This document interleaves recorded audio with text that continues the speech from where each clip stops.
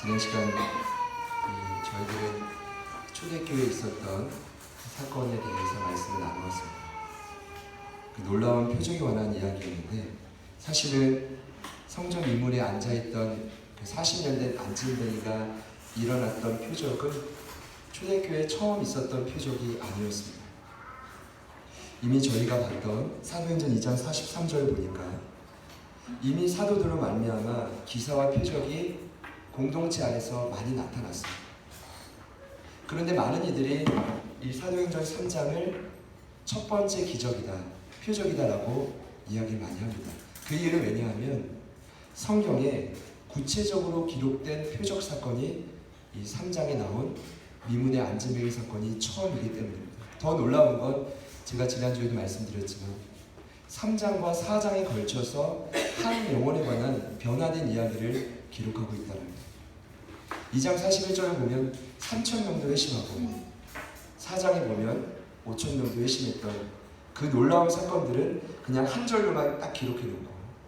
무려 한 영혼의 이 변화에 대하여 저자인 누가가 굉장히 관심을 갖고 2장에 걸쳐 말하고 있다는 겁니다. 저는 이 표적의 내용을 통해서 그 당시에도 하나님께서 하시고자 하는 사인이 있었겠지만 오늘날 저희 교회를 향한 분명한 메시지가 있다고 생각합니다. 왜냐하면 표적은 원어의 의미로 세메이온이라고 합니다. 영어로 사인이라고 하는데 그냥 기적이 아니라 그 기적 안에 분명한 하나님의 계획과 뜻이 담겨져 있는 것을 우리는 표적이라고 합니다.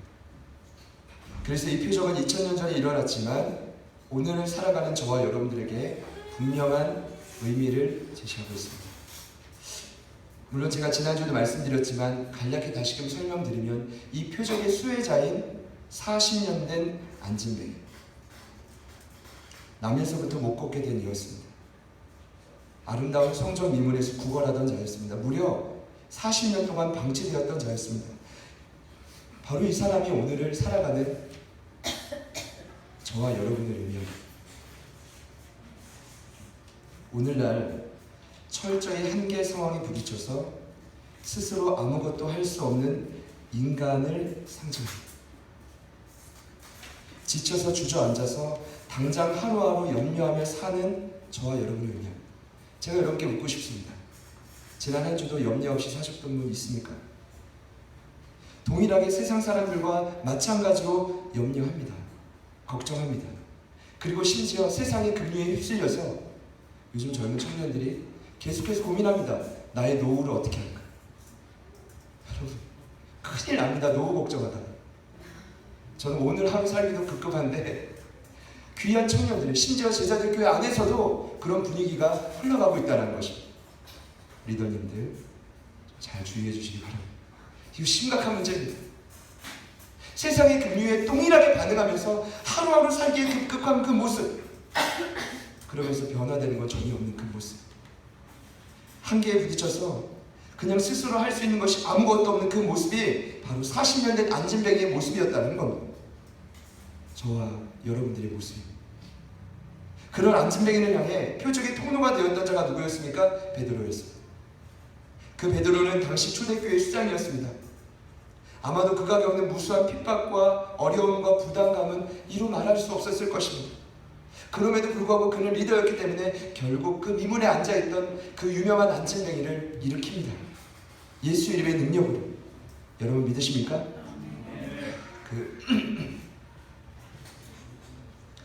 참 대단해요. 제가 이 한 주도 베드로를 묵상하면서 예수님이 그에게 이름을 다시 지어줬잖아요. 베드로가. 마태복음 16장을 보면 반석이라고 말해요. 그러니까 그 이름의 의미처럼 참 우직하고 깨끗하고 힘들지만 그 무거운 짐을 걸머지고 끝까지 걸어갔던 자가 누구였냐면 베드로였어요. 교회에 이와 같은 하나님의 사람들이 필요합니다. 이 시간이 좀 됐지만 이경규 씨가 TV 방송에서 이런 말 했습니다.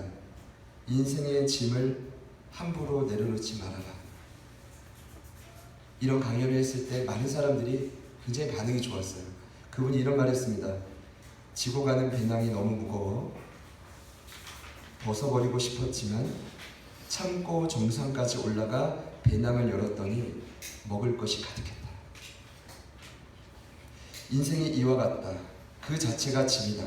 가난도 짐이고 부유도 짐이고 질병도 짐이고 건강도 짐이고 책임도 짐이고 권세도 짐이고 헤어짐도 짐이고 만남도 짐이고 사랑도 짐, 살면서 부닥치는 일 중에서 짐 아닌 게 하나도 없다. 여러분 동의하십니까? 저는 동의 못합니다. 저희 그리스도인들에게는 짐이 더 있어요. 그게 뭔지 아십니까? 주님이 승천하면서 5번이나 반복하면서 주신 지상명령, 복음 전파까지 같이 이 땅을 하루하루 살기도 버거운데 저희들은 변화되고 바뀌어져서 세상의 빛과 소금으로 복음을 전해서 영혼을 살리는 사명까지 주어졌다는 거예요. 여러분 이런 무거운 사명 때문에 지난 한 주도 얼마나 힘드셨습니까? 힘드셨다고 하시죠 그냥. 힘드시셨죠? 네. 그 사명이 너무 부담이 돼서 어려우셨죠? 제가 보니까 그게 뭐지? 라고 하는 표정으로 그럼 이게 저희들의 오늘날 현실입니다. 다른 게 중요한 게 아닙니다. 죄송합니다만 저희들이 이 땅에서 충분히 공급이 있어야 살아갔지만 가장 중요한 예수님의 지상 명령이 뭐였냐 하면 복음을 전해서 죽어가는 영혼을 살리는 건데 더 이상 저희들의 입술이 열려지지 않습니다. 심각한 질병인 거죠. 베드로 역시 가정이 있었습니다. 본업이 있었습니다. 부모도 있었습니다. 장인 장모님도 있었습니다. 아내도 있었습니다. 심지어 자녀가 있었다는 공동체의 모든 식구들이 그를 바라봅니다. 그러나 그는 끝까지 이 부담감을 지고 끝까지 걸어갔습니다. 저는 그래서 베드로 사도가 지난주에 나왔지만 하루에 성전에 3번 최소한 올라가서 기도한 겁니다. 주님을 의지하지 않고서는 이 모든 세상의 짐을 이겨낼 수 없고 더 나아가서 복음 전파의 사명을 감당할 수 없다는 것입니다. 여러분 이 사실을 모르십니까? 여전히 우리가 기도하지 못하고 무릎 꿇지 못한다면 하나님 앞에 사명 없이 살아가는 겁니다. 그래도 살만하거든요. 아직까지는 남편도 있고 아내도 있고 우리 젊은이들에게는 부모님도 있고 사는 집도 있고 오케이. 더 이상 정상적인 게 아닙니다.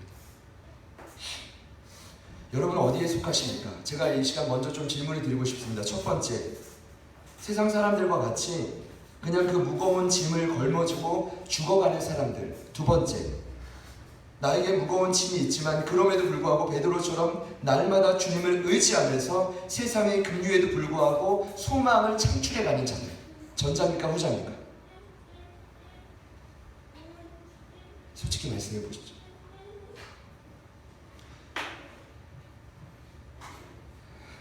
죄송합니다. 심각한 질문을 자꾸 드리는데 후자이기를 축복합니다. 모두 다 다시금 사명을 회복하셔야 됩니다. 베드로 사도가 기도할 때 제 생각은 그래요. 기도하면요 하나님이 반드시 아버지의 마음을 부어주세요. 반드시. 그럼 아버지의 마음이 부어지면 뭐가 되는지 아십니까? 영혼을 향한 긍휼한 마음이 생겨요. 그때 내 주변에 있는 영혼들이 더 이상 두렵지 않고 그 영혼들에게 담대히 나아갈 수 있고 입이 열리기 시작해요. 그리고 바로 그때 하나님 아버지가 주셨던 긍휼의 마음과 더해져서 우리가 이전에 경험했던 예수 이름의 능력을 전할 수가 있어요. 제가 지난주에 말씀드렸죠. 나사렛 예수 그리스도 이름의 능력. 무슨 의미입니까? 예수님은 나사렛 갈릴리 촌동네 사람이었습니다. 그런 그를 하나님이 우리의 삶의 그리스도가 되게 했습니다. 왕이 되게 하셨습니다. 믿으십니까? 그 이유가 어디 있냐면 예수 이름의 능력 안에 있습니다. 예수. 마태복음에 그 마태가 이렇게 기록했습니다. 그 이름의 의미는 자기 백성을 저들의 죄에서 구원할 구원자. 그 원어의 의미로 보면 소조. 따라해보죠. 소조. 발음이 특이하죠. 소조. 무슨 의미입니까? 철학적인 의미인데 항해를 하고 있는 사람들을 지켜주는 자를 구원자라고 합니다. 전쟁터에서 싸우고 있는 자를 지켜주는 자를 구원자라고 합니다. 소조라고 합니다. 쉽게 말씀드리면 이 인생의 항해를 배를 타고 한 길을 쭉 걸어가는 데 있어서 우리의 삶을 지켜줄 수 있는 유일한 구원자가 누구밖에 없습니까? 예수밖에 없습니다. 삶의 전쟁터에서 우리를 지켜줄 수 있는 사람이 예수님밖에 없다는 말입니다. 그 경험한 바를 그냥 나만 알고 끝나는 게 아니라 입을 열어서 전할 수 있는 담대함이 어디서 오냐 하면 베드로 사도가 기도했을 때, 그 아버지의 긍휼한 마음이 부어졌을 때 영혼에 대한 두려움이 사라지고 담대히 외칠 수 있었다는 것입니다. 지난주 이 표적은 또 우리에게 이런 말씀을 전하고 있습니다. 무엇입니까? 이런 표적은 원래 예수님만 했었습니다. 예수님 살아계실 때 눈먼 자도 고치고 문둥 병자도 고치고 38년 된 병자도 고치고 안진뱅이도 고치고 손 마른 자도 고치고 죽은 자도 일으켰습니다. 여러분 믿으십니까? 그런데 많은 사람들이 충격을 받은 이유는 뭐냐 하면 이 병든 자를, 그 유명한 40년 된 안진뱅이를 오늘 누가 고쳤냐면 베드로가 고쳤어요. 물론 예수 이름의 능력으로 일어났지만 그 통로가 누구였습니까? 베드로였어요. 오늘날 이와 같은 역사가 저와 여러분의 삶에도 동일하게 나타나야 합니다. 왜 굳이 이 표적이 기록되었는가? 저를 통해서도, 저와 여러분을 통해서도 40년 된 안진뱅이가 일어날 만한 놀라운 역사가 일어나야 됩니다. 이와 같은 충격이 있어야 됩니다. 이와 같은 변화의 역사가 우리 가운데도 있어야 됩니다. 제가 군대에서 암송했던 구절 중에 지금 이 말씀을 묵상하고 준비하면 생각나는 구절이 있었어요. 요한복음 14장 12절에 이런 말씀이 있죠. 내가 진실로 진실로 너희에게 이르노니 나를 믿는 자는 내가 하는 일을 그도 할 것이요 또한 이보다 큰 일도 하리니 이는 내가 아버지께로 가느니라. 잘 들어보시죠. 예수님은 승천하셔서 지금 우리와 함께 없지만 대신 우리에게 보내주신 그 성령이 우리 가운데 충만하면 우리는 예수님이 하던 일을 동일하게 감당할 수 있습니다. 또한 그보다 더 큰 일도 감당할 수가 있습니다. 여러분 믿으십니까? 정말 믿으세요? 묻어가지 마시고 정말 믿으십니까? 옆에 있는 분들에게 이렇게 한번 축복합시다. 당신을 통해서도 이 같은 역사가 일어날 수 있습니다. 지금도 입을 안 여시고 그대로 그냥 눕혀. 해볼 때면 해봐라. 아닙니다. 이게 뚫어져야 됩니다. 저희들이 통해서도 이와 같은 역사가 일어나야 됩니다. 아프리카의 그 어느 원주민은 급류를 지날 때 엄청 큰 돌을 메고 간대요. 왜냐하면 그래야 그 급류에 휩쓸려 가잖아요. 저는 부탁드리고 싶습니다. 다시금 복음 전도의 사명의 짐을 지십시오. 나 혼자 잘 먹고 잘 누리고 은혜를 누려봐야겠다. 그냥 같이 죽는 것입니다. 우리가 복음을 전해야 될 사명은 주님의 분명한 지상 명령임을 기억하십시오. 저는 지난주 말씀을 통해서 분명히 깨닫습니다. 참된 그리스도의 삶은 이와 같아야 된다는 겁니다. 이 땅을 살아도 누군가 절 봤을 때 와, 제자들교회 김경원 목사님은 정말 예수님 같습니다.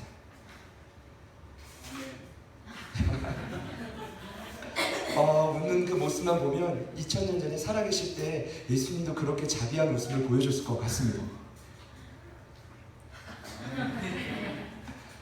차오가서 얼굴 봤습니다. 이런 역사가 고백이 있어야 됩니다. 이게 제자 아닙니까? 오늘 저도 사실 어제 알았는데 누군가를 통해 알았어요. 저희 교회가 설립한 지 1주년, 작년 2015년 6월 21일 주일날 설립 예배를 드리더라고요. 그리고 또 보니까 제가 모인 가족 숫자를 또 세보니까 저희 주보에 나와 있지만 저희 아내가 또 이걸 말하면 싫어하겠죠. 한 90분, 90여 분 정도 아이들까지 성도들이 보냈어요. 참 돌아보니까 너무 감사하다. 그건 정말 은혜다. 작년에 그 3월에 학원에서 예배를 드리며 여기 올라오고 또 교육관으로도 함께 사용하다가 지금도 옆에 트램폴린 아이들이 마음껏 예배를 드리고 정말 하나님의 은혜입니다. 믿으십니까? 네. 그런데 오늘 말씀을 보니까 하나님이 그런 차원에서 우리에게 분명히 주시는 사인이 있는 것 같아요. 그건 뭐냐 하면 참된 제자는 이와 같아야 돼요. 왜입니까? 저희 교회가 왜 개척됐습니까? 기존에 죄송합니다만 기존의 전통과 동일한 모습대로 성장할 교회를 세워가자면 개척하지 않았습니다. 제가 개척했다는 게 아니라 하나님은 저희 교회를 향해 분명한 원하시는 목표치가 있다는 겁니다. 그건 뭐냐 하면 시간이 더디 가더라도 상황이 어렵더라도 하나님께서 이곳을 통하여서 온전한 예수의 제자를 세워가기를 원하신다는 것입니다. 세상과 달라야 됩니다. 세상에서 그 영혼을 봤을 때 정말 예수님이구나 라고 말할 수 있을 만큼 우리가 변화되어야 됩니다. 그런데 오늘 말씀에 그와 같은 중요한 표징이 나와요. 참된 제자는 이와 같아야 됩니다. 첫 번째 표징입니다. 11절 말씀을 우리 다 같이 한 번 더 읽어보겠습니다.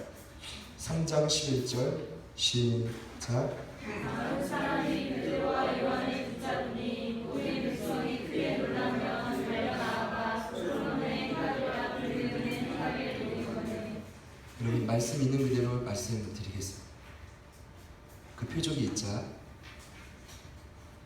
40년 된 안진뱅이는 베드로와 요한을 떠나지 않고 붙잡았습니다. 이 말이 뭔지 아십니까? 붙쫓는다는 거. 내 그냥 삶에 육신의 질병을 고쳐줬을 뿐만 아니라 예수 이름의 능력으로 전인적인 회복을 가져다 주신 그 통로된 그 베드로 사도를 떠나지 않겠다는 결단의 표시. 그런데 더 놀라운 건 이스라엘 백성들 모든 백성이 솔로몬 행각에 달려가서 모이기 시작했다는 겁니다. 여러분 이게 어떤 의미일까요? 간단합니다. 오늘날도 참된 그리스도인의 삶은 주변에 믿는 자들에게 충격을 가져다 줍니다. 변화를 가져다 줍니다. 그 영혼을 보며 경악하고 두려운 마음과 떨림이 있게 됩니다. 여기 모든 백성이 10절 말씀에도 보니까 심히 놀랍게 여기며 놀라니라 이렇게 기록되어 있습니다. 여기서 심히 놀랍게 여겼다는 말은 뭐냐 하면 언어의 의미를 보면 내면이 경악하고 두려워하기 시작했다는 거예요. 그 베드로 사도의 모습을 보고 모든 백성들 심지어 믿지 않는 자들까지도 그 모습을 보고 뭐예요? 경악하고 두려워하기 시작했다는 겁니다. 그런데 또 나와요. 심히 놀랍게 여기며 놀라니라. 그 다음에 놀라니라는 의미가 달라요. 여기서 두 번째 강조된 놀라니라의 표현은 뭐냐 하면 무아지경에 빠진 겁니다. 너무 두려워가지고 그 모습을 보고 황홀감에 빠진 겁니다. 원어의 의미를 보니까 이런 의미예요. 엑스타시스. 약에도 이런 의미, 이런 게 있죠. 마약 같은 거. 엑터시스입니까? 어떻게 잘 아시죠? 아주 쎄 나왔습니까? 그러니까요. 믿는 사람을 보고 그들이 막 무아지경에 빠질 정도로 와 놀랍다. 믿는 그리스도의 삶, 제자의 삶이 이런 것인가? 그리고 11절에 보니까 그들이 크게 놀랐다라고 다시 한번 강조하고 있습니다. 여러분 그 무아지경에 빠진다라는 그 의미의 그 배경된 단어의 의미를 보면 변화된다는 의미가 있습니다. 변화될 것 같지 않던 세상 사람들이 제자들의 삶을 보고 변화의 조짐이 일어나기 시작했고 심지어 마음속에 경악하고 두려워하기 시작했는데 그 두려움의 대상은 누구였냐면 사람이 아니라 하늘에 계신 하나님이에요. 절대자에 대한 두려운 마음이 생기기 시작했습니다. 이 말은 뭐냐 하면 정말 참된 제자의 삶을 보면 세상 사람들이 반응하기 시작한다는 겁니다. 절대자가 있구나. 내가 이렇게 살면 안 되겠구나. 이 땅을 살면서 정말 두려운 마음으로 살아가야 되겠구나. 내 고집대로 마음대로 살면 안 되는구나. 여러분 믿으십니까? 그런데 더 놀라운 건 모든 백성이라고 나와 있죠. 모든 백성은 남자, 여자, 모든 아이들까지 포함이 됩니다. 웬만하면 성경은 모든 백성이라는 말을 잘 표현하지 않습니다. 아이들까지 다 포함해서 한 영혼도 제외 없이 그들이 달려나가 모인 곳이 어디냐면 솔로몬 행각이었습니다. 같이 한번 따라해 봅시다. 솔로몬의 행각. 예루살렘 성전의 동쪽 부분에 위치했던 행각이었습니다. 제가 지난 금요일날도 말씀드렸습니다. 느헤미야 선지자가 저희 큐티 본문이었는데 성벽을 50일 만에 재건하고 7월 초하루 유대력으로 따지면 새해 첫날 성회를 열어요. 근데 그들이 성회를 열었던 장소가 어디였냐면 수문 앞 광장이었습니다. 수문 앞 광장이 어디였냐면 성전으로 따지자면 동쪽에 위치해 있습니다. 성경의 동쪽은 굉장히 깨끗하고 선하고 역사가 일어나는 것을 의미합니다. 이렇게 좀 말씀을 드릴게요. 많은 옛날 어르신들은 그 네. 제가 이렇게 말씀드리면 절대로 누군가를 이제 인신공격을 하는 게 아니라 옛날 어르신들은 이 동자 돌림으로 이름을 많이 붙였어요. 동자 돌림. 그래서 저희 원래 이 청년부 부장님 처음 성함도 동덕이었다. 청년 부장님이 전도했었고 지난주에 오랜만에 저에게 방문했던 부장님의 절친인 형제 이름이 동선이에요. 동덕, 동선. 그 옛날 어르신들이 왜 동자 돌림을 많이 했냐면 신앙인분들은 동쪽에서 태양이 떠오르는 것처럼 선한 일이 많이 이루어진다. 여러분 이해가 되십니까? 지금 왜 이름이 바뀌었냐면 그 이제 어머님이 갑자기 개명을 많은 분들이 놀리셨다.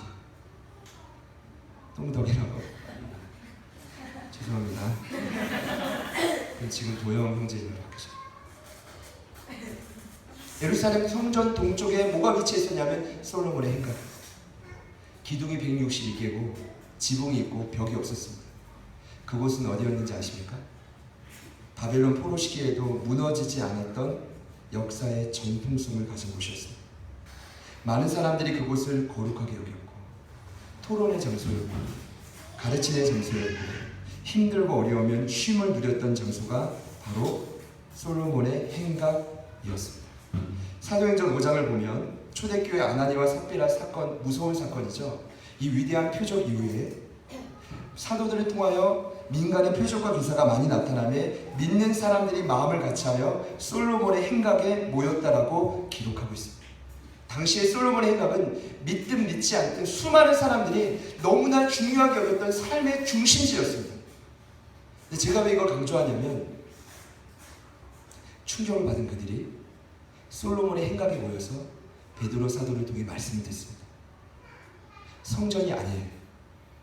느헤미야를 통해 처음으로 시작된 성회도 성전에 모이지 않고 수문 앞 광장에 모였습니다. 이건 뭡니까?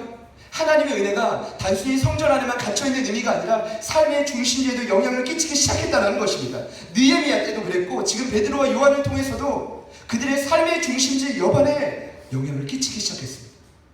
여러분 아셔야 됩니다. 진정한 제자들의 삶은 영향력을 끼치기 시작할 때 수많은 모든 백성들의 삶의 아주 세밀한 곳까지도 영향을 끼치기 시작합니다. 저는 묻고 싶습니다. 여러분이 나부터도 충격을 받고 변화되고자 하는 그 은혜가 내 삶의 영역에 끼쳐지고 있습니까? 진심이십니까? 감사합니다. 가정에서, 여러분이 일하시고 있는 회사에서, 일터에서, 특별히 자녀들이 때를 부려도 그곳에서도 충격이 계속 영향력을 미치고 있습니까? 그리고 심지어 나뿐만 아니라 나를 통해서 수많은 사람들의 삶의 환경이 그 중심부가 바뀌어지고 있습니까? 다시금 점검해 봐야 됩니다. 오늘 이 말씀을 통해 우리에게 먼저 점검하고자 하는 것은 바로 이것입니다. 참된 제자의 표징은 반드시 세상이 반응하게 되어 있다. 충격을 보이게 되어 있다. 그런데 너무나 당연하게 여겨요. 이해가 되십니까? 세상이 우리를 보면서 아, 그렇지. 더 이상 제자가 아닙니다.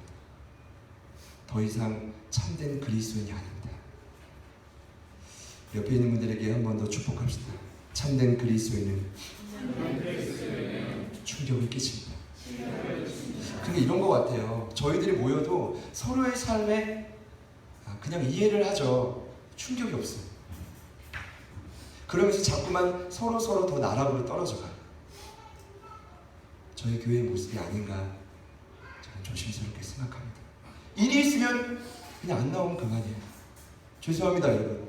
일이 있으면 내일이 항상 우선이에요. 하나님 반드시 영혼에 대한 감동과 마음을 주시는데 그냥 일이 너무 바빠. 하나님 우리를 사명자로 부르시겠습니까? 저를 한 번 더 따라합시다. 참된 제자는 충격을 가져옵니다. 저와 여러분의 삶에 다시금 이 변화의 기미가 보이기를 소망합니다. 사람들이 여러분들 보면서 너무 놀랍다. 내가 그분을 두려워하기 시작한 그런 고백이 있기를 간절히 소망합니다. 두 번째 마지막 참된 제자의 표징이 오늘 말씀에 또 나옵니다. 오늘 말씀 12절을 같이 한 번 더 읽어보겠습니다. 시작.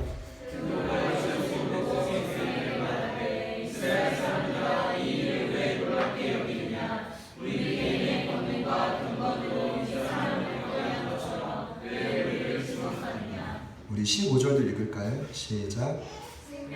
주를 죽였도다. 그러나 하나님이 죽은 자 가운데서 그를 살리셨으니 우리가 이 일에 증인이라.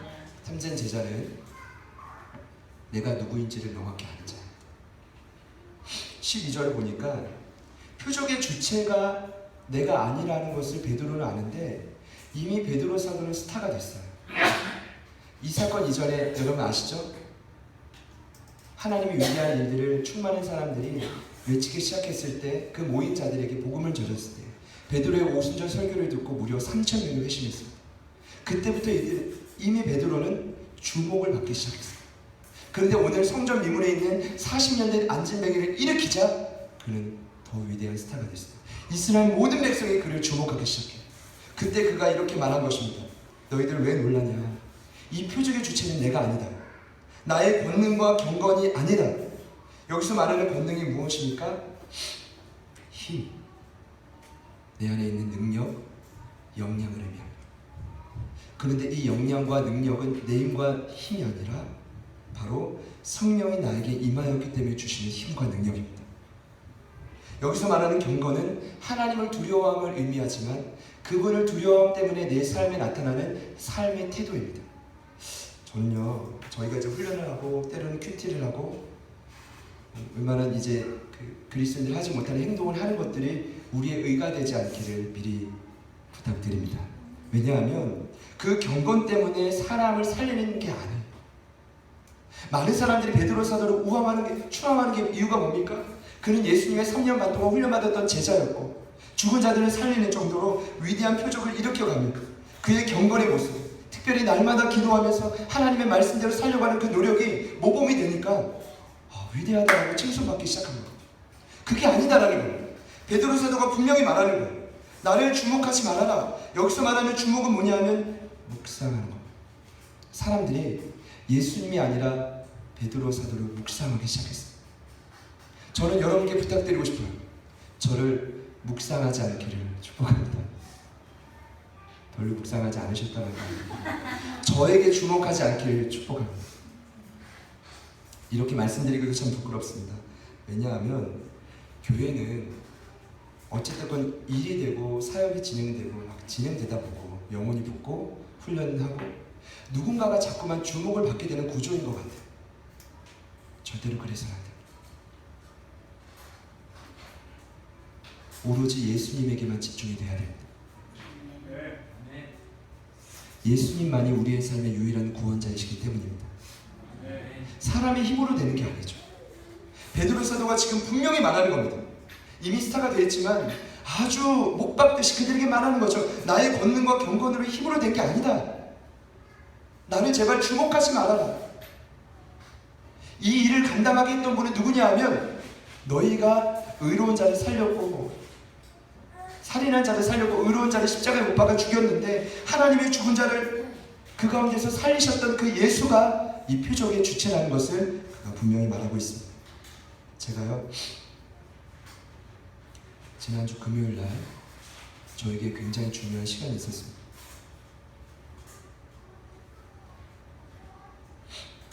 금요일날 새벽에 이 새벽 예배를 마치면 저희는 5시 반이잖아요. 5시 반 예배인데 이제 장모님이 보통 5시 전에 오셔서 먼저 문을 여시고 기도하고 계시면 부끄럽지만 저는 5시 반에 와서 함께 예배를 드리면 6시에 맞춰서 그럼 장로님은 일터로 나가셔야 되니까 가시고 저는 그때부터 이제 기도를 합니다. 근데 굉장히 마음이 평안했어요. 물론 성령님이 주시는 마음일 수 있겠지만 저희 지금 앉으신 분들 알겠지만 저희 지금 1년이 되면서 의자가 자꾸 이렇게 45도가 90도가 아니라 자꾸 기울죠 여러분? 앞으로 쏠릴 것 같아요. 제가 새벽에는 목양실에 있는 갈색 의자를 빼다가 그 자리에 앉아서 기도합니다. 죄송해요. 근데 그렇게라도 해야 이제 허리가 좀 덜 아프고 기도에 집중할 수 있을 것 같아가지고 하는데 말이죠. 7시까지 너무 마음이 평안했어요. 그렇게 기도를 하다가 너무 평안했는지 7시에 시계를 보고 잠깐 성전에서 자야지 잠들었습니다. 환상을 봤습니다. 꿈인지 환상인지 생신지 너무나 생생하게 제 눈앞에 그림이 보이기 시작했어요. 이 공식적인 설교의 현장에서 꿈을 말씀드리는 걸 이상하다고 생각하지 마십시오. 저는 성령께서 충만하게 임하면 꿈을 꾸고 환상을 보고 예언을 보게 될 줄 믿습니다. 이보다 조금 더 큰 공간인데 금요일 저녁이었어요. 성령 집회 시간이었어요. 이해할 수 없는 현상이 벌어지기 시작해요. 사람들이, 모르는 분들, 영혼들이 계속 들어오기 시작해요. 심지어 아이들이 얼마나 훈련이 잘 됐는지 유초등부 유치부 아이들이 그 앞자리에서 차곡차곡 앉기 시작했어요. 먼저 은혜 받겠다고. 근데 이건 저에게 너무나 충격적인 사건이었습니다. 저희 교회가 가장 취약한 시간이 금요 성령 집회예요. 안 와요. 기도하러 안 오세요. 청년들은 멀다, 뭐 이유 많습니다, 여러분. 알죠, 여러분? 그런데 함께 모여 합심하여 기도하는 시간이 그때밖에 없는데 안 되는데 환상 가운데 그 꿈을 보는데 막 사람들이 몰려오기 시작해요. 한쪽에서는 잔잔한 반주가 흘러나오기 시작해요. 마음이 평안. 더 편안한 건 제 복장이었습니다. 슬리퍼를 신고 이제 뭐 집회를 시작해야 되는데 준비가 안 됐어요. 이거 어쩌지. 그런데 PPT에 찬양이 흘러나오면 기도하는 시간입니다라고 좀 띄워줬으면 좋겠는데 저희 유치부의 김인영 전사님이 아이들을 돌보는 시간이 없어요. 빨리 PPT 가서 글자 좀 띄워줘. 지금 기도하시라고. 그리고 빨리 이제 찬양이 노래해야 되는데 창원 선생님 빨리 해줘. 갑자기 저를 보더니 창원 선생님 불이 나게 밖으로 나가는 거예요. 어디 갑니까? 했더니 기타 줄이 없다고 기타 줄을 준비하러 가야 돼. 왜일까? 이미 시작은 됐는데 왜일까? 그리고 돌아왔어요. 빨리 시작하자 했더니 목사님 오늘 찬양이 노래는 다른 형제가 하기로 했습니다. 저는 모르는 이름이 되는 거예요. 네가 하라고 빨리 네가 하라고. 아닙니다. 저는 준비가 안 됐습니다. 그러면 제가 막 소리를 지르는데 막 사라져. 저희 아내는 예배가 막 시작됐는데 옆에 있는 건물에서 열심히 청소를 막 하고 있는 거예요. 아니 여보 들어와 아이들 들어와 열심히 청소. 사람들은 막 메어져서 터져가고 있는데 그때 제가 집으로 옷을 갈아입으러 가다가 잠에서 깼어요. 무슨 꿈일까요, 여러분? 처음에 이런 생각이 있습니다. 야, 지금 교육자들이 심각하구나. 한 사람은 슬리퍼 신고, 한 사람은 인도 안 한다고 하고, 한 사람은 글자 띄워주려 했더니 다른 일 하고, 사모님은 저기 봉사하는 아니 용역처럼 청소하시는 거예요. 기분을 다 걸고 하시다가 그런데 감사했던 건 그 문 앞에 누가 안내를 쓰고 있었냐면 중국에 계신 최영진 선교사님. 저를 보고 한마디를 던지죠. 목사님 수고 많으셨습니다. 근데 제 마음이 너무 평안한 거예요. 그러고 보니까 저에게 그런 위로를 줄 분이 선교사님밖에 없었나. 그 말투 여러분 아십니까? 선교사님 천사가 내려오고 목사님 수고 많으셨어요. 근데 제가 잠을 깨고 기도하면서 하나님 주셨던 마음 하나 있어요. 제자들 교회 안에 생명을 보내고 영혼을 붙이시는 일은 하나님이 하신다는 거. 저는 그런 생각했거든요. 우리가 잘 준비되고 뭔가 능력이 있고 채비가 갖춰지면 하나님이 그만큼 하실 거다. 그게 아니에요. 저에게 갈수록 기도하면 주시는 확신이 뭐냐 하면 하나님이 하신다는 거예요. 모든 부흥의 주도권은 주께 있다는 거예요. 우리의 경건과 권능과 우리가 주목받아야 될 일이 아니라 앞으로 시간이 가면 갈수록 누구에게? 예수 그리스도에게. 그 유일한 구원자 되신 그분께. 여러분 믿으십니까? 부흥께서 지속적으로 부흥케 하실 겁니다. 영혼을 보내실 거예요. 놀라운 부흥의 역사를 보여주실 것입니다. 그런데 우리는 깨달아야 돼요. 우리에게 능력이 있지 않습니다. 한번 따라해 보겠습니다. 우리는 이 일의 증인입니다. 여러분 꼭 기억하십시오. 증인이 무엇입니까? 기독교 핵심인 복음을 전하는 그 사랑을 의미하는데 증인의 성경적인 의미는 이렇습니다. 무시되거나 잊혀질 수 없는 어떤 일을 경험하고 이 경험 때문에 다른 사람들의 이목을 끄는 자가 증인입니다. 이런 거예요. 성경적 의미의 증인은요, 여러분 우리가 다 예수님을 경험했을 것 같죠? 그렇지 않습니다. 경험했더라도 그 경험이 오래된 분들은 참된 증인이 될 수가 없습니다. 예수를 만났던 그 뜨거운 경험이 있는 자들은 반드시 반드시 공동체 내에서도 영혼들의 이목을 받게 되어 있습니다. 살아있거든요. 그 안에 생명이 있거든요. 그래서 증인의 역할이 뭐냐 하면 그 경험한 내용을 말할 수 있고 말하고 말을 해야만 하는 자가 바로 증인입니다. 다시 한번요. 그 경험한 내용을 말할 수 있고 말하고 말해야만 되는 자가 증인입니다. 그런데 이것은 법적인 용어로 보니까 이 법적인 용어거든요. 제가 찾아봤어요. 이렇게 말합니다. 경험에 의하여 알게 된 사실을 법원의 신문에 따라 진술하도록 명령받은 소송 당사자가 아닌 제3자, 경험에 의하여 알게 된 사실을 법원의 신문에 대하여 진술하도록 명령받은 제3자. 대한민국 국민이라면 누구든지 법원에 출석하여 선서하고 진술할 공법상의 의무를 지닌다고 합니다. 만약에 이를 위배하면 제재를 받을 뿐만 아니라 선서를 하고 허위 진술을 할 시에는 헌법상 위중죄를 부여해서 구속이 됩니다. 이걸 우리에게 이렇게 적용할 수 있습니다. 하나님 나라의 백성인 그분의 자녀들인 우리들은 모두 다 그분을 만나고 체험한 경험이 있습니다. 있으십니까? 그렇다면 우리는 이 세상의 그 경험을 진술할 공법한 의무가 있습니다. 제가 근거를 말씀드릴까요? 이 사도행전의 저자인 누가복음 24장과 사도행전 1장이 분명히 이렇게 말하고 있습니다. 그리스도가 고난을 받고 제3일에 죽은 자 가운데서 살아날 것, 또 그의 이름으로 죄사함을 받게 하는 회개가 예루살렘의 시대에서 시작하여 온 세상에 전파될 것, 너희는 이 모든 일의 증인이라. 예수님의 지상명령입니다. 마지막 지상명령이 사도행전 1장에 이렇게 말하죠. 오직 성령이 너희에게 임하면 너희가 권능을 받고 예루살렘과 온 유대와 사마리아와 땅끝까지 이르러 내 증인이 되리라. 사랑하는 여러분, 그런데 문제는 뭐냐 하면 우리는 이와 같은 공법할 의무를 이미 아멘으로 받아들이고 심지어 수십 차례 선서했습니다. 내가 복음을 전하겠습니다. 그런데 세상에 나아간 저와 여러분들의 모습은 어떻습니까? 증인이십니까? 제가 봤을 때는 허위 진술해요. 그리고 막 화살을 공동체를 향해 쏩니다. 교회를 그냥 무의미하게 욕하면 안 됩니다. 이 땅을 바꿀 수 있는 최고의 보루가 교회입니다. 여러분 어떻습니까? 허위 진술하고 계시지 않습니까? 분명한 그 의무가 있어서 말해야 될 의무가 있는데 위중죄를 범하고 있지 않습니까? 말씀을 준비하면서 하나님 아버지 앞에 굉장히 부끄러워졌습니다. 나는 정말 과연 증인이 맞는가? 여러분은 증인이 맞으십니까? 진정한 증인이십니까? 오늘 하나님 앞에 이 말씀이 저와 여러분들에게 다시금 삶의 지표가 되기를 소망합니다. 그리고 제자들 교회가 일주일을 맞이해서 기쁜 게 아니라요,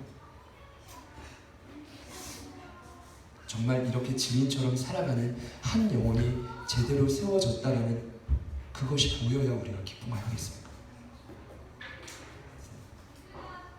제가 아직도 그 감동을 잊지 못합니다. 죄송해요. 주님을 만난 감동이면 좋겠지만 영화를 보고 너무 감동을 받아요. 그 영화 제목이 변호인이라는 영화입니다. 여러분 보셨습니까? 국민 영화니까 다 보셨을 거예요. 많은 분들이 울고 때로는 회개하기까지도 해요. 저는 그 영화를 보면서 누명을 쓰고 갇힌 한 청년을 구하기 위해 5번의 공판을 하는, 원래는 속물 세모 변호사 아닙니까? 그런데 그가 어느덧 진정한 인권 변호사로 성장해가는 그 과정, 그 과정이 너무나 위대했어요. 그런데요, 제가 그 영화를 보면서 3번 다 눈물을 흘렸던 2장면이 있어요. 첫 번째는 그 공권력으로, 부당한 공권력으로 국가가 그를 협박합니다. 밤에 전화가 와요. 전화가 와서 뭐라고 하냐면 자식의 이름을 대요. 계속 이 일을 감행하면 내가 너희 자녀를 가만두지 않겠다. 어떻게 생각할지 모르겠지만 저는 저희 아이들이 생각을 했어요. 만약에 자녀의 목숨까지 위협을 받는데 나는 증인의 삶을 계속 살아갈 수 있을까? 저희에게 만약에 이걸 요구한다면 과연 얼마나 끝까지 증인이 되겠다고 남는 사람은 몇이나 될까요? 두 번째는 해동건설에서 스카우트제가 오죠. 지금 그 인권 변호사는 이걸 내려놓고 그냥 그 스카우트 받아들이면 이 세상에서 부족함 없이 살 수 있어. 떵떵거리며 살 수 있어. 그런데 그 돈과 명예와 권력을 거부해요. 그리고 끝까지 그 길을 걸어갑니다. 눈물 없이 볼 수 없는 장면이었어. 돈, 세상에 가장 위대한 그 돈을 거절하죠. 그리고 많은 사람들이 알아주지도 않고 협박은 지속되는데 그럼에도 불구하고 목숨 걸고 이 길을 걸어간다. 그리스도인의 참된 모습이라고 생각했어요. 우리의 삶을 돌아봅니다. 왜 나는 증인이 되지 못하는가? 분명히 이유가 있을 겁니다. 한계점이 반드시 있을 거예요. 자녀의 문제든 돈의 문제든 아니면 다른 관계의 문제든 무언가 문제는 반드시 있다. 그냥 우리가 증인이 됩시다라고 뜨겁게 외치고 기도하고 더 이상 회복이 안 됩니다. 오늘 이 시간 성령께서 저와 여러분들에게 깨달음을 주시기를 간절히 소망합니다. 왜 나는 도대체 참된 증인이 될 수가 없는가? 그 한계점은 무엇인가? 그것을 깨닫고 주님 앞에 돌이킬 때 끝까지 목에 칼이 들어와도 공법할 의무를 위증하지 않고 지켜갈 수 있는 참된 증인이 되는 거죠.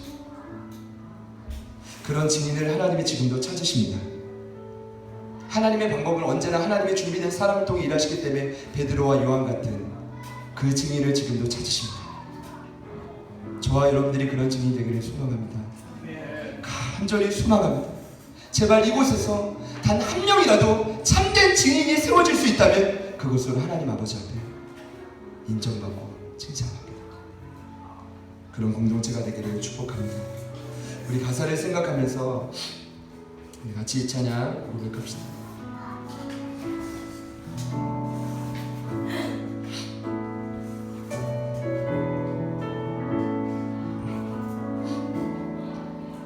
내게 허락하신 시련을 통해 나의 믿음 더욱 강하게 자라나고 험한 산과 골짜기 지나는 동안 주께 더 가까이 나를 이끄시네. 내가 겪는 시련이 어렵고 힘겨워도 내 주님보다 크지 않네. 내 앞에 바다가 갈라지지 않으며 주가 나로 바다 위 걷게 하리. 나는 믿네. 주의 능력으로 내 삶 새롭게 되리. 나는 믿네. 주의 능력으로 담대히 나가리라.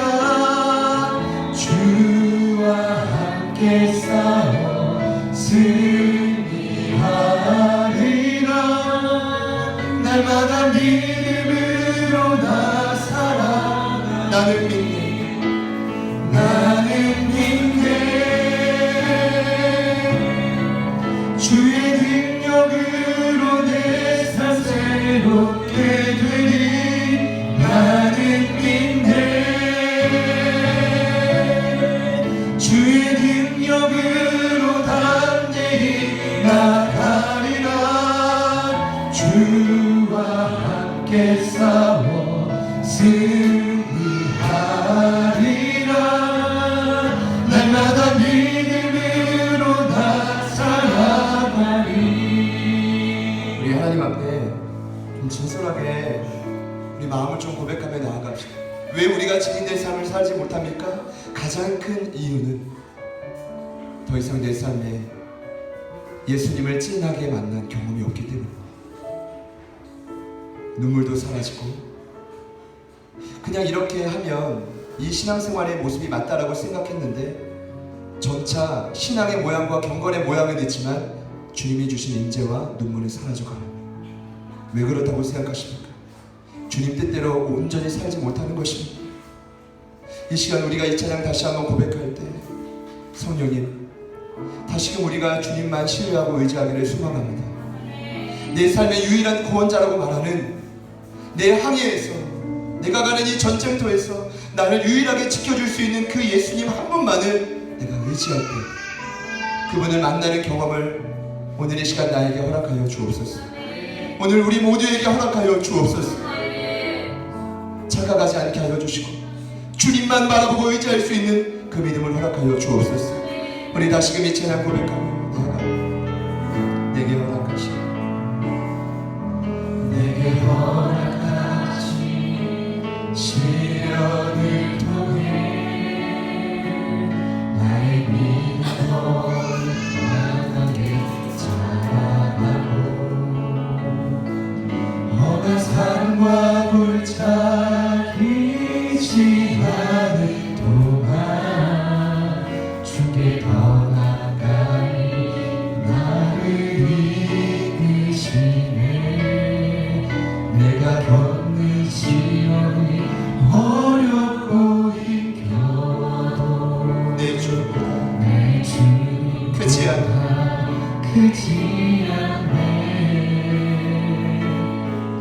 내 앞에 바다가 갈라지지 않으면 주가 나로 바다를 걷게 하리. 나는 믿네. 주의 능력으로 내 삶 새롭게 되니. 나는 믿네. 주의 능력으로 담대히 나가리라. 주와 함께 싸워 승리하리라. 날마다 믿음으로 나 살아가. 나는 믿네.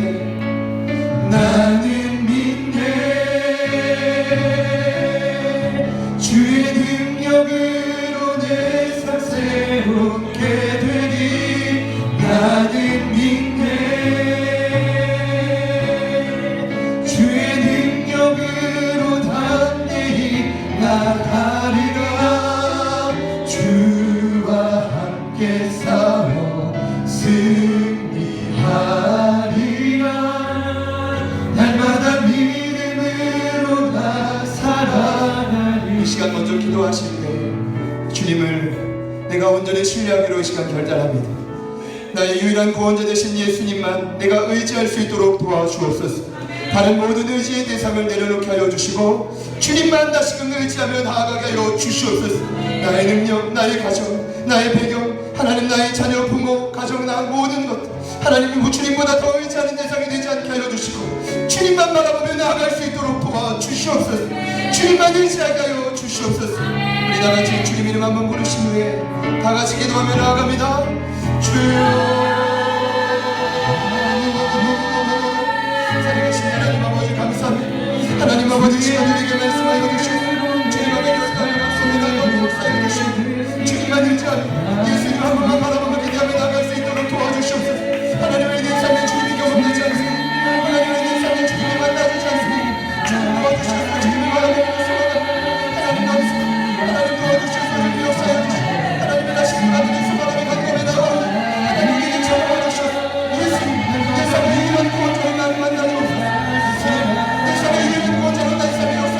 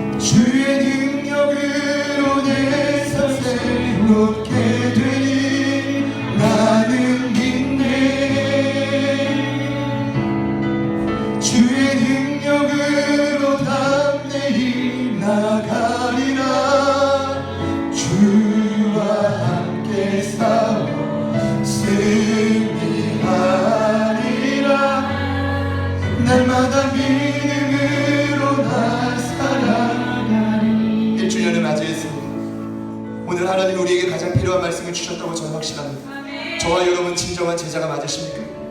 오늘 이 말씀에 나온 주인공인 베드로와 요한처럼 우리의 삶의 모습을 통해 표적이 나타나고 있습니까? 우리의 삶의 모습을 통해 주변의 영혼들이, 심지어 믿지 않는 모든 자들이 충격을 받고 있습니까? 도리어 이해하고 아 그렇겠구나 라고 그냥 받아들이고 있지 않습니까? 주님, 더 이상 세상의 빛과 소금이 아니라 많은 사람들에게 밟혀서 죽어가고 있는 저희들의 긍휼히 여겨주시고 하나님이 우리를 부르신 그 목적대로 증인된 삶을 살아가게 하여 주옵소서. 제자된 삶을 살아가게 하여 주옵소서. 주님, 우리를 통하여 이 땅이 바뀌어지기를 소망합니다. 우리를 통하여 이 지역과 열방의 주께로 돌아오기를 소망합니다. 이것이 우리의 삶의 가장 중요한 목표입니다. 주님, 우리를 증인으로 변화시켜 주옵소서. 우리 다같이 한 번 더 간절히 주님 이름 부르시고 기도합니다. 주님,